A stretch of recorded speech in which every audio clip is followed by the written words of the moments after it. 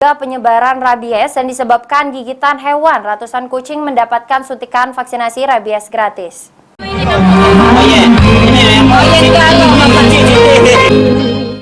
Suntikan vaksinasi rabies terhadap ratusan kucing dilakukan secara gratis oleh Dinas Peternakan dan Perikanan Kabupaten Oku. Tidak hanya dilakukan di ruang terbuka, Dinas juga siap melayani permintaan vaksinasi rabies gratis terhadap hewan penular rabies di kantor.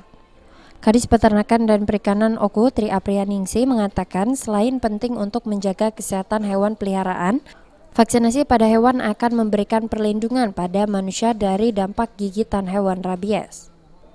Penyuntikan rabies pada hewan bisa mencegah risiko kematian pada manusia akibat gigitan hewan terinfeksi rabies. Vaksinasi rabies untuk kucing hari ini sebanyak 300 ekor.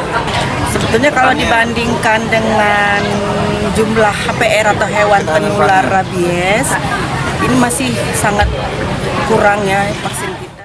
Di Kabupaten Oku sendiri tahun ini cukup banyak hewan peliharaan, yaitu sebanyak 6.352 ekor, terdiri dari anjing 3.052 ekor, kucing 3.272 ekor, dan kera 28 ekor. Ari Pranika, PAL TV.